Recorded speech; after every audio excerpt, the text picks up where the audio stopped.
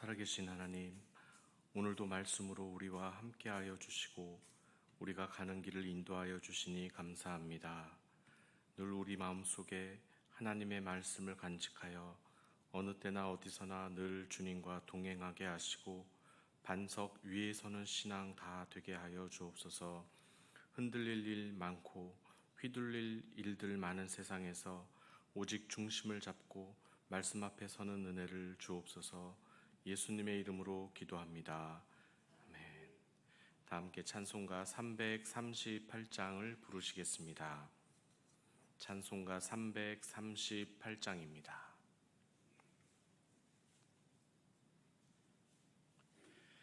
내 주를 가까이 하게 함은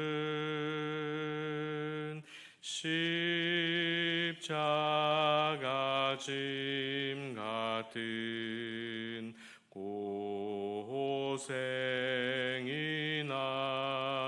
고생이나 내 일생 소원은 늘 찬송하면서 주께 더 나아가기 원합니다.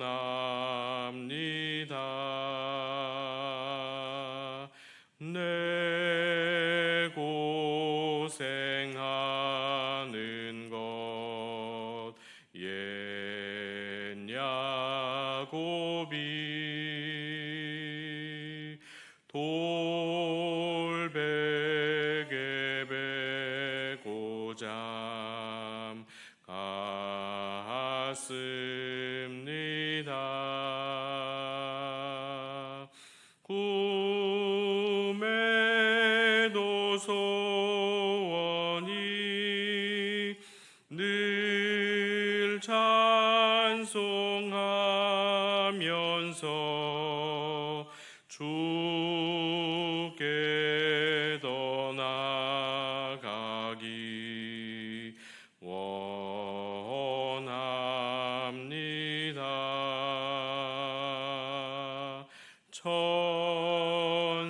천성에 가는 길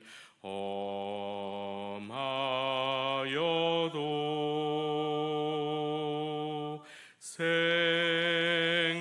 생명길 되나니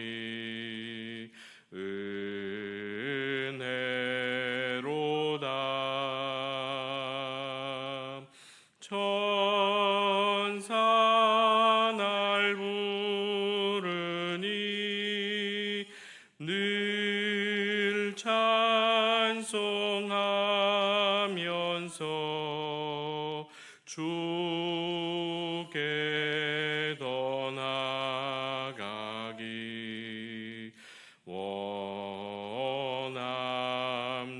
원합니다.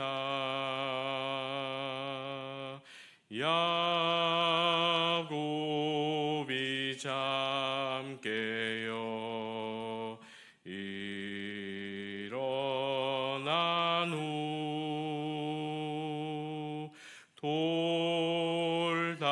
돌단을 쌓은 것 본받아서 숨질 때 되도록 늘 찬송하면서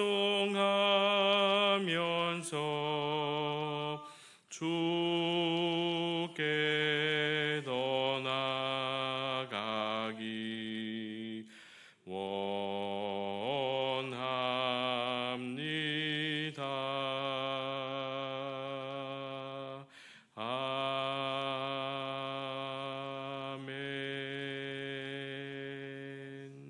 아멘.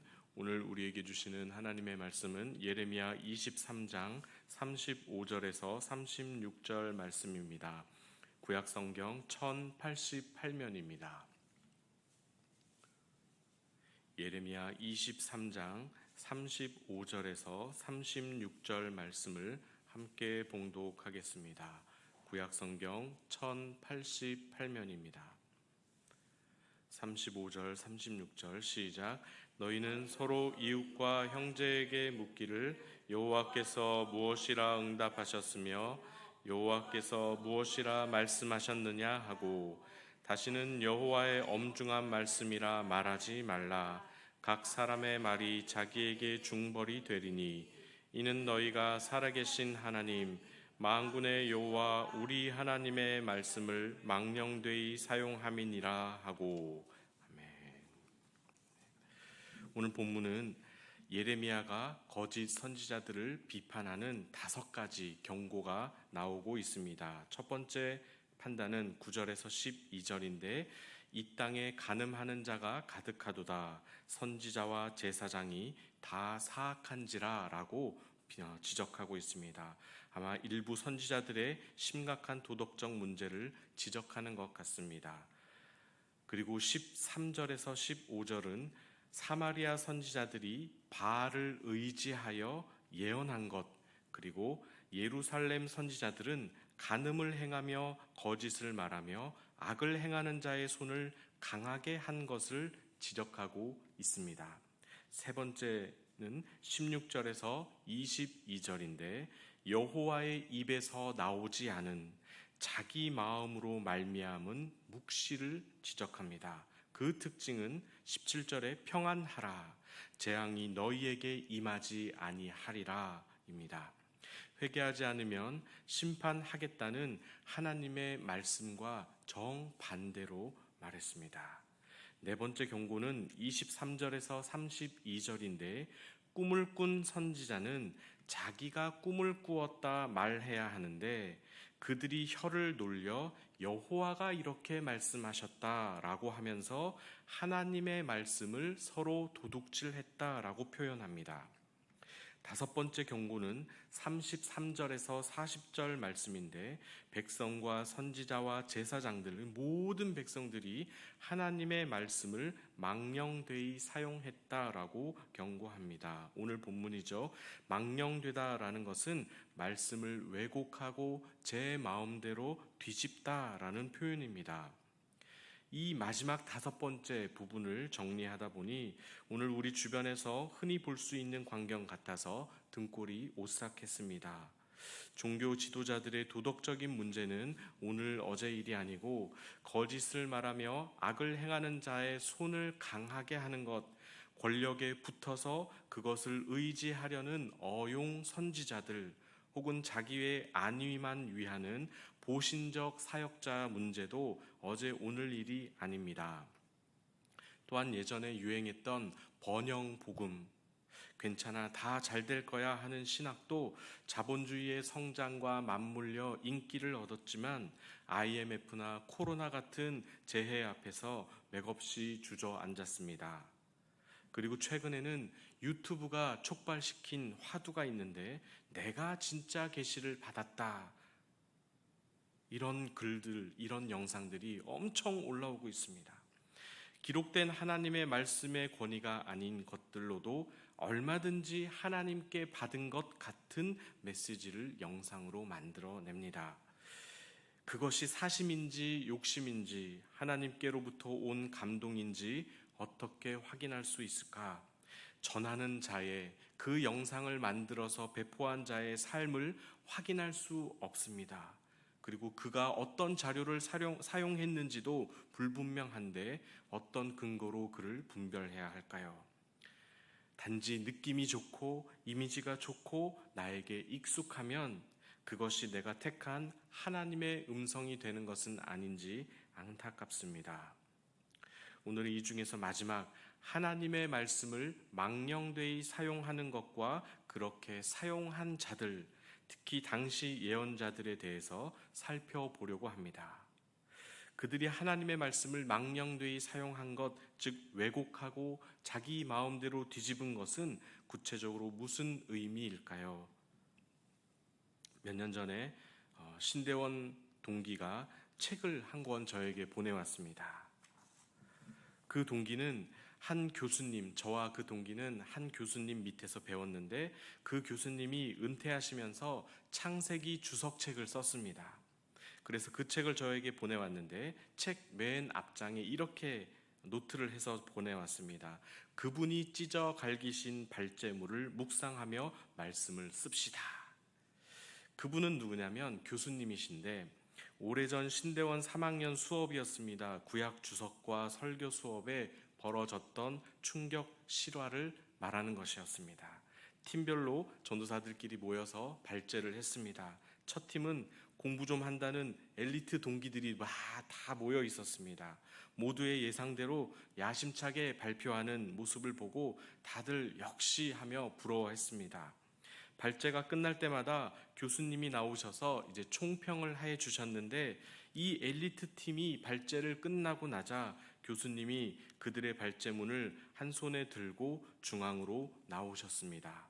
우리는 생각하기를 교수님이 이제 칭찬하겠구나 생각했는데 모든 학생이 보는 앞에서 그 발제물을 위에서 아래로 갈기 찢어서 공중으로 흩어버리셨습니다. 마치 바룩이 쓴 두루마리 말씀을 한 장 한 장 찢어 발겨 불태워버린 시드기야 왕을 보는 것 같았습니다. 온 학생들이 멘붕이 왔습니다. 첫 팀부터 그렇게 했으니 남은 팀은 어떡하나 벌벌벌 떨고 있는데 교수님이 총평을 이렇게 하셨습니다. 이런 발제나 하라고 여러분들 공부시키는 거 아닙니다. 여러분 수준에 크게 실망했고 이 정도밖에 안 되니까 성도들이며 교회며 모두가 어려워지는 겁니다. 정말이지 한심합니다. 다음 팀 준비하세요. 지금 돌아보면 그때 교수님 행동이 100번 옳았습니다. 수업 전에 수없이 교수님이 주의사항을 주었습니다. 성경을 주석할 때는 본문과 상관없는 예화를 들지 말라고 그렇게 일렀는데 이 첫 팀들은 뭔가 있어 보이는 예화, 자기들이 똑똑하니까 뭔가 좀 두각을 나타내보고 싶어서 예화를 도입했는데 학생들이 볼 때는 야 멋진 예화다 했지만 교수님이 보실 때는 본문과 아무 상관이 없었던 것입니다. 아무 상관이 없는 예화는 이런 말씀 드려서 죄송합니다. 쓰레기입니다. 그래서 발기발기 찢겨나간 발제문은 시원하게 쓰레기통에 버려졌습니다. 그 전설의 교수님이 책을 쓰셨고 신대원 동기가 그때의 충격 실화를 떠올리면서 저에게 메모를 남긴 것입니다. 그분이 찢어 발기신 발제물을 묵상하며 말씀을 씁시다. 하나님의 말씀을 어떤 자세로 대해야 하는지 정신이 바짝 드는 경험담입니다. 대통령 담화문이나 여야 대표의 공식적인 연설 하나도 엄청난 공을 들이는데 우리는 창조주 하나님의 말씀을 얼마나 진정성 있게 대하는가, 하나님 자신의 권위가 느껴질 정도로 정말 최선을 다하는가 돌아보게 됩니다. 오늘 본문이 바로 그러한 웃지 못할 장난이 들어 있습니다. 하나님의 말씀을 듣기 싫어했던 예레미야 시대의 거의 모든 사람들은 선지자에게 이렇게 물었습니다. 33절, 34절처럼 여호와의 엄중한 말씀이 무엇이냐? 우리가 그냥 들으면 와, 하나님의 무게 있는 말씀, 하나님의 엄중한 말씀 기대하는 마음 같지만 완전히 다른 뜻입니다.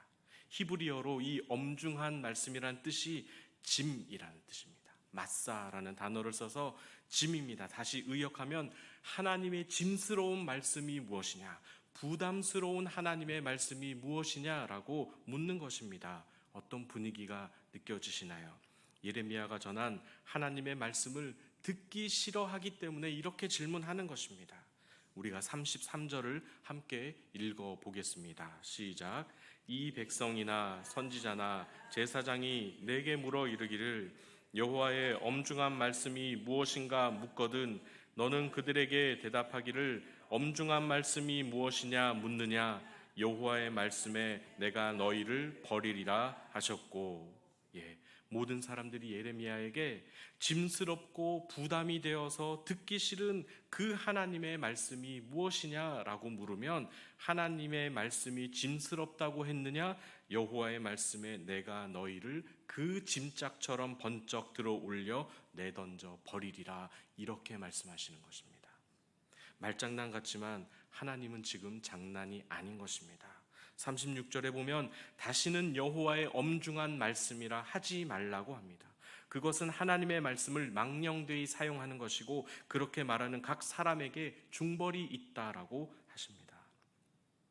그래도 이 말을 듣지 않고 그런 표현을 또 쓰는 자들에게 39절에서 40절에 이렇게 말씀하십니다. 내가 너희를 온전히 잊어버리며 내가 너희와 너희 조상들에게 준 이 성읍을 내 앞에서 내버려 너희는 영원한 치욕과 잊지 못할 영구한 수치를 당하게 하리라 하셨느니라.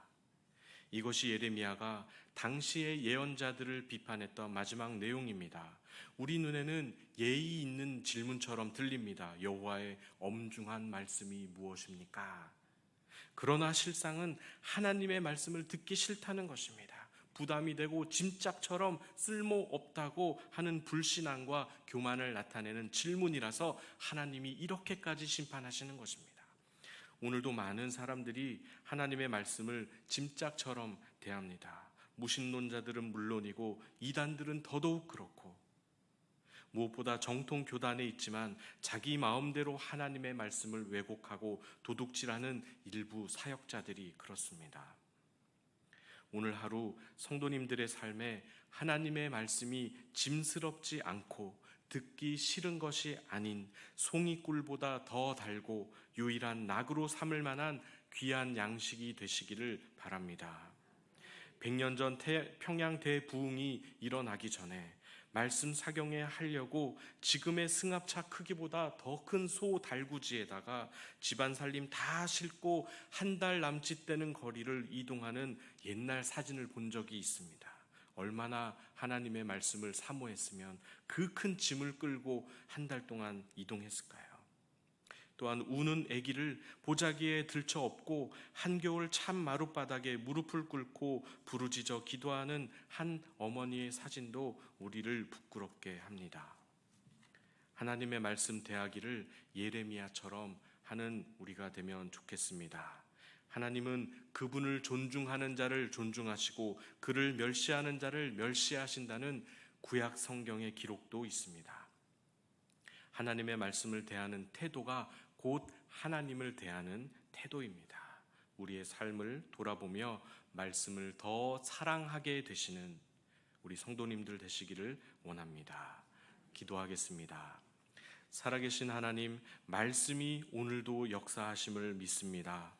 짐스럽다고 부담된다고 피하지 말고 마음속에 교만과 불신앙을 내어버리고 우리도 하나님께 짐짝 취급당하지 않기 위해서 부단히 말씀 생활에 열심을 내게 하옵소서. 말씀을 사랑하는 자들 되게 하옵소서. 오늘도 하나님의 말씀이 우리 길을 인도해 주실 줄로 믿사오며 예수님의 이름으로 기도하옵나이다.